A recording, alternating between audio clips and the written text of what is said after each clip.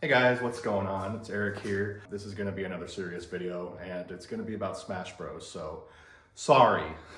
Sue me. I don't know, it's just exciting that we're able to talk about Smash Bros. Again now that we're entering into a new Nintendo era. I think by the end of Ultimate, we were all kind of burnt out and kind of just sick of speculating. It's been a few years now. God, we're going on like 4 years now since then. We've had enough time to kind of recharge our Smash batteries. It's just like fun and exciting to think about it again. So I just thought it'd be fun to make my own little Smash Bros. Switch 2 speculation video. To start things off, now that we know that Nintendo are doing these like Switch 2 edition versions of some Switch games, to me that makes it feel really likely that they'll probably make a Smash Ultimate Switch 2 edition rather than make a brand new game. Just quite yet anyway. I mean, I can see them making a new Smash game maybe like later on. But I feel like doing a Switch 2 edition of Smash Ultimate just makes a lot of sense. I mean, it'll give the team more time to figure out where to take the series next. Kind of like the Mario Kart 8 route, how we were playing Mario Kart 8 for 10 plus years while they were cooking up Mario Kart World. Now we know that that's like a massive game. I think we'll kind of see the same thing happen with Smash Ultimate in the meantime while they cook up whatever is truly next, because a lot of people say they got to reboot the series, they got to start over from scratch. I just don't see, like, with how big the Switch 2 is, you know, it supports 4K and we're getting these massive third-party games and stuff. With a system like that, I just don't see them taking one of their biggest series like Smash Bros and just kind of like scaling it down. I don't see them doing that. You know, they have Ultimate right there. That was the whole like marketing gimmick, was everyone's here. It's like a massive Smash Bros game. Just keep adding on to this great game that you already have. You know, I think most people would be happy with that, and I think that's what they're gonna do. So the Switch 2 edition could have more characters, more stages, maybe more items and more assist trophies, things like that. You know, take the DLC content that you had in Ultimate and incorporate like items and assist trophies from there. Like add some Banjo-Kazooie items and some Fatal Fury assist trophies, things like that. That's like the one weird thing about DLC is like you get the character and the stage and the music, but then there's like nothing else. There's no items or no assist trophies. That's always been kind of weird to me. So it's like maybe incorporate that this time around. So as far as characters, I don't necessarily think they're gonna add like a lot, like as if it's a brand new Smash game. I don't think they're gonna add a bunch of new characters necessarily, but here are some of the characters that I think are likely possibilities that we could see. First of all, starting this whole thing off, I don't think there's any other character that they would start things off with other than Waluigi. I think Waluigi at this point is kind of like the Ridley or the K. Rool or the Banjo. People have been asking for him for so long. It's just kind of at a point where you can't ignore it anymore. It's kind of reached the point now where we can't go another Smash without them finally addressing it, you know what I mean? That's like the big character that they're going to start this whole thing off with, is Waluigi. And while we're on the topic of Mario characters that they can't ignore any longer, I think Geno is also basically a lock. I know people have been talking about Geno for years and years, and people roll their eyes and say, oh, Geno, he's like an irrelevant character, he's owned by Square Enix and yada yada. You can't really make those arguments anymore. I mean, Nintendo have a great relationship with Square Enix. We just had that Mario RPG remake a couple years ago. You can't even say Geno is irrelevant anymore, and he's been requested for a long time. It's just another one of those instances where you can't really ignore the demand anymore. The next character I think has a pretty good chance is a character who during Ultimate I would have told you was never going to happen, despite believing that another character from the same company was extremely likely, and that's Master Chief. During Ultimate, when everyone was talking about, you know, Banjo and Steve and Master Chief and all this stuff, I 100% believe that Banjo was a possibility. Nintendo and Microsoft were kind of in the early stages of this relationship that we've seen blossom over the years, so it felt like someone like Banjo or Steve was a possibility, but we weren't quite at that point yet where it felt like someone like Master Chief, like the face of Xbox, would ever happen, in my opinion anyway. I would just be like, there's no way they're gonna add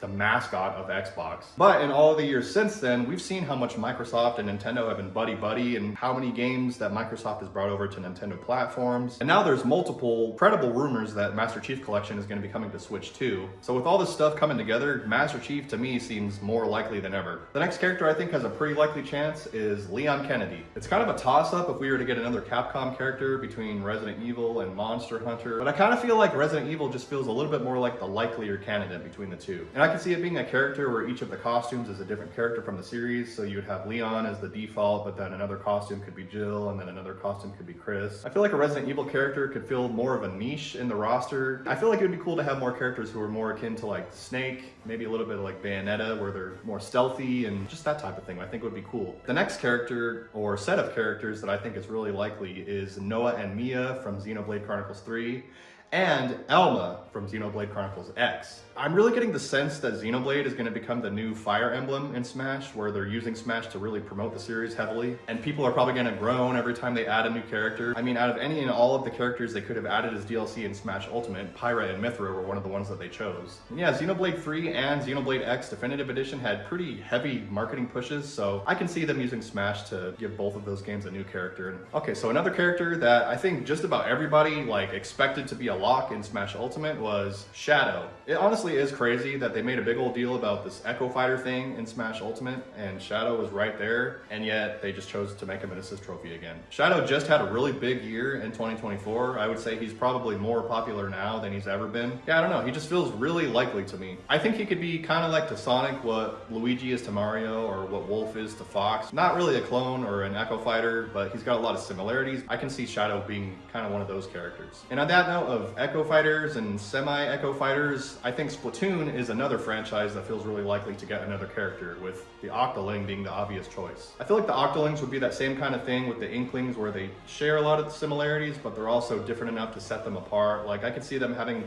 a lot of the same basic Smash attacks, but having a lot of different weapons that they could use. I feel like that could be an interesting way to incorporate the Octolings. Okay, now I'm not sure how likely this next character is, but it's a character that a lot of people want, myself included, so I just wanted to bring it up, and that's Crash Bandicoot. I can see Crash going either way, where it would be a big announcement that would make a lot of people happy, or it's just a character that they hold off on for another game or so. But I know a lot of people were talking about Crash Bandicoot towards the latter half of Smash Ultimate's DLC. I can just imagine it'd be really cool to see Crash Bandicoot alongside Mario and Sonic to sort of reference the whole 90s, PlayStation, Nintendo, Sega rivalry. So I don't know how likely it is necessarily, but it would be really cool to see. And speaking of PlayStation, and this is one of my out there predictions, but hear me out.